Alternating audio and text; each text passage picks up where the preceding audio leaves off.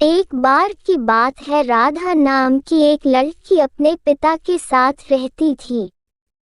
उसकी माँ बचपन में ही गुजर गई थी। वह अपने घर का काम करती फिर कॉलेज जाती थी।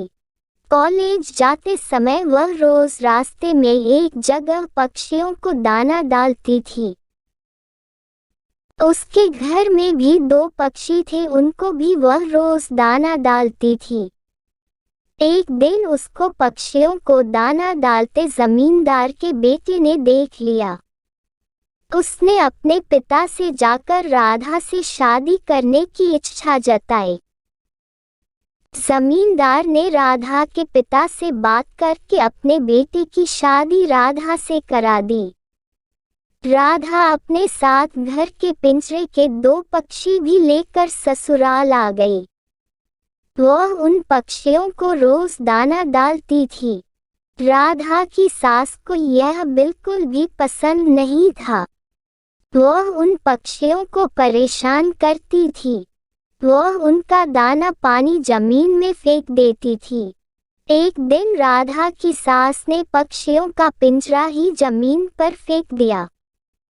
उसे यह करते हुए राधा ने देख लिया। राधा ने मना किया तो उसकी सास ने राधा को ही डांट दिया। इन सब बातों से राधा परेशान रहने लगी। एक दिन राधा के पति ने परेशानी का कारण पूछा तो उसने सारी बात बता दी। उसके पति ने राधा को पक्षियों की भलाई के लिए उनको पार्क में छोड़ने की सलाह दी। अपने पति के कहने पर राधा ने उन दोनों पक्षियों को बाकी के पक्षियों के साथ पार्क में ही छोड़ दिया। वह उनको कभी कभी दाना देने पार्क में जाती थी। अब सभी पार्क के पक्षी राधा के अच्छे मित्र बन गए थे। पक्षी अब राधा के घर पर भी आने लगे।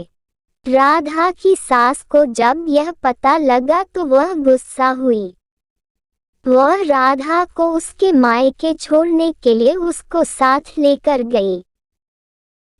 रास्ते में कुछ चोरों ने राधा की सास के गहने चुराने की कोशिश की। तभी राधा के पक्षियों ने आकर चोरों पर हमला किया, जिससे चोर भाग गए।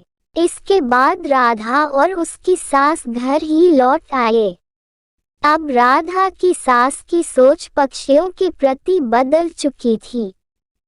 उसने राधा से कहा कि अब हम दोनों चिड़िया को दाना देने चला करेंगे और पहले के 2 पक्षियों को घर वापस लेकर आएंगे।